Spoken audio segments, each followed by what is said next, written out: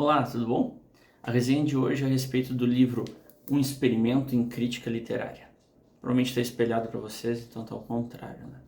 É um livro da Thomas Nelson Brasil, o autor é C.S. Lewis, né? O Clive Staples Lewis.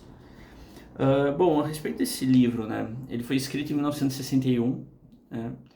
Essa edição é de 2019, pela Thomas Nelson Brasil, traduzida por Carlos Caldas. Possui em torno de 160 páginas, né?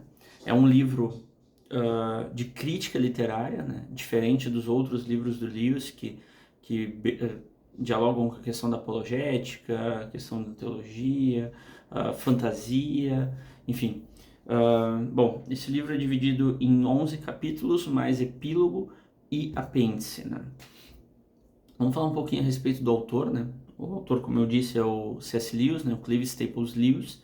Ele foi um escritor, romancista, professor universitário de língua inglesa, né? Especificamente, se não me engano, literatura medieval, e crítico literário, dentre outras atribuições e atuações no meio literário, né? E apologético. Né? Ele nasceu em 1898 em Belfast, hoje atual Irlanda do Norte, né? Desde cedo ele teve contato com a literatura, né? Com livros, né? Porém, ele teve um aumento, uma fome maior por livros após a morte de sua mãe, né? Quando ele tinha 9 anos de idade. Então ele se tornou um leitor voraz com essa idade, né? A biografia do Lewis ela é extensa, né? Ele fez muitas coisas que são interessantes de conversar a respeito, de expor, né? Como a atuação dele na Segunda Guerra Mundial, com os sermões que ele gravava na rádio BBC, se não me engano, e, e dentre outras atividades, né? Mas vamos pular mais para a área da literatura, que foi a atuação profissional dele como o professor universitário, né? Então a gente sai de 1898 do nascimento e a gente pula para 1931, né? Que foi o momento da conversão, né? Digamos, do Lewis, né? Em 1931 ele estava numa conversa com Tolkien, né? O autor do Senhor dos Anéis, e o Hugo Dyson. E aí nessa conversa, né, e tal, ele descobre, ele entende que o cristianismo é um mito verdadeiro. Isso cabe também em novas conversas em outros vídeos, né? E aí a partir daí surge uma frase conhecida a respeito dele, né? Que diz o seguinte: o mais relutante dos convertidos se rende ao cristianismo, né? E porque Lewis teve um período de ateísmo bem forte, né? E aí quando ele compreende que o cristianismo é um mito verdadeiro, ele se converte, né, ao cristianismo e passa então a vida a partir dali a produzir coisas, livros, né, principalmente, né, e falas relacionadas à fé, né? Então, em 22 de novembro de 1963, aos 64 anos, o Lewis faleceu, né? Veio a morrer, né? Ele, até essa data de 1963, ele escreveu diversos livros, né? Como dito, de cunho apologético, teológico, crítico e também livros de fantasia, né? A questão do gênero fantástico, a questão da fantasia, o conto de fada é muito presente nos outros escritos do Lewis e não vai ser diferente neste daqui, né? Então, para caráter de comparação, né, o Lewis escreveu as Crônicas de Nárnia, todos os livros, entre o período de 1950 e 1956, tá? E aí, como eu comentei no início, o Experimento em Crítica Literária foi escrito em 1961. Esse livro é um dos meus preferidos, na verdade. Eu já li alguns de cunho apologético, outros ensaios do Lewis, a questão até mesmo da fantasia dele, né? Mesmo que eu não tenha concluído, eu li o gênero fantástico, né? E eu gosto muito do Lewis, mas esse aqui está entre os meus livros preferidos, né?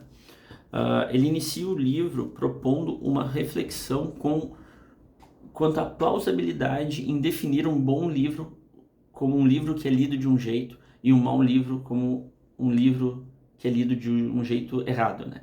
Então ele também afirma que gosto e preferência não podem caracterizar se uma obra é boa ou não, né? Então o primeiro capítulo, né, ele se chama, vou abrir aqui para vocês, tentar mostrar o sumário, mas já está espelhado, né? Se chama Os Poucos e os muitos, né? E aí nesse capítulo ele trabalha a ideia de que existem dois tipos de leitores, né? Existem os literatos e os não literatos, né? Ele passa também grande parte do livro, né, em outros ensaios, falando sobre os não literatos, né, porque são a maioria, né, enquanto que os literatos são uma minoria, né? Então, os literatos são os bons leitores, são aqueles que fazem da experiência de ler um momento similar ao amor, à religião ou ao luto, né? Então, os literatos são aqueles que têm uma conexão muito forte com a literatura, né? Com o ato de ler, com a experiência de ler. E essas pessoas, segundo livros, eles releem as obras mais de 10 a 20 a 30 vezes em toda a vida, né? Então, são pessoas que anseiam por escavar mais fundo nos livros que leem, não somente livros de fantasia ou uma literatura, alta literatura, como pode ser considerada, né?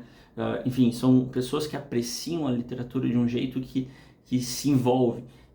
Ter um tempo lendo é um tempo tão especial que quando as pessoas são tolhidas desse momento de ler, elas se sentem empobrecidas, né? Em contrapartida, os não literatos são aqueles que, lendo uma vez o livro, eles já sepultam o livro, né? Eles não vão voltar porque eles vão dizer, esse eu já li, né? Então são pessoas que leem apenas por questão profissional, por moda, por preencher algum espaço na agenda, e essas pessoas, quando surge qualquer outro tipo de atividade, ou prazer, ou qualquer coisa diferente, largam a leitura, a literatura, e vão se divertir nessas outras coisas. Enquanto, como a gente viu, né, os literatos são aqueles que têm um lugar especial na vida deles, o ato de ler e de apreciar os livros como arte, né?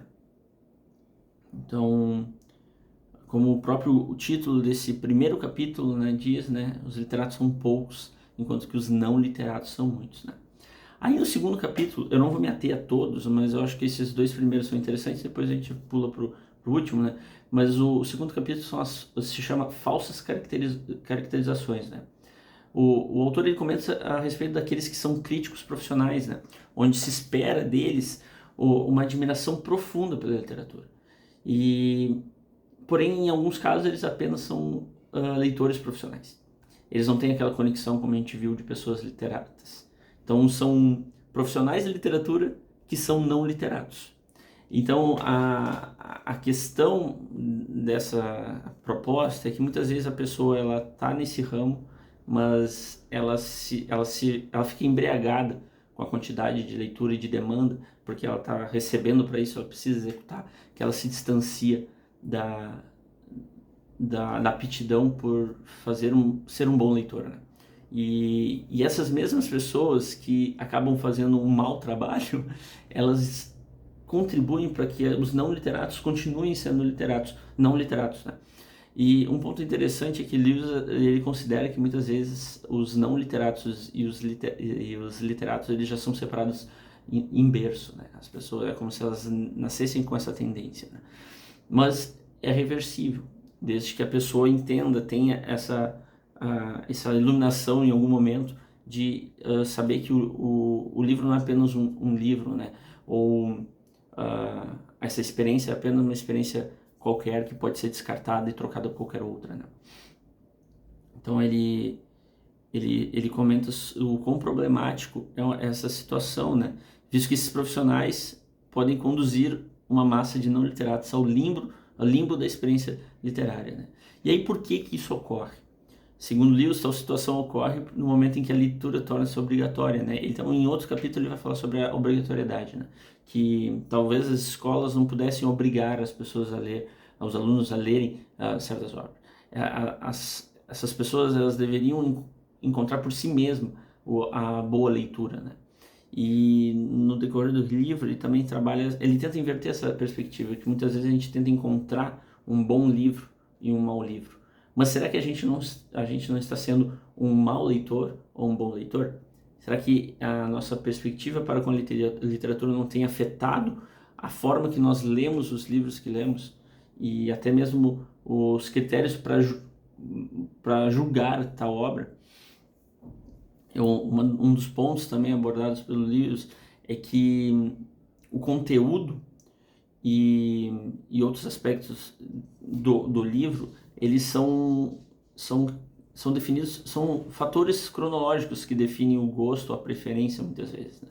Então, dependendo da moda do momento, as pessoas podem ter uma tendência a apreciar certos conteúdos e por isso eles rejeitam outros, né? Então existem autores que só passam a ser reconhecidos de sua qualidade literária depois de mortos, porque a geração passou e aí nessa geração posterior as pessoas tiveram uma mudança cultural, uma mudança de perspectiva e passaram a aceitar o conteúdo anterior. Então muitas vezes as obras têm sido taxadas de ruins ou boas por questão de momento geracional, né? Mas então tá, assim, eu vou deixar o restante para vocês que vocês tenham essa oportunidade de ler essa argumentação, né? Como o próprio título do livro diz, é um experimento em crítica literária. Então ele passa do primeiro capítulo até o 10º capítulo fazendo um apanhado de argumentações, levantando reflexões, para no 11º ele fazer uma reflexão, expor o experimento que ele quer propor, né?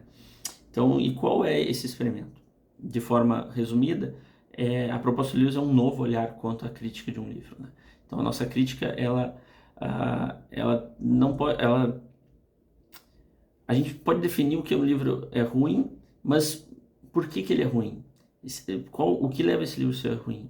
Depois de entender os argumentos, a gente pode discernir que o que define a qualidade não é o nosso gosto pelo conteúdo ou gênero.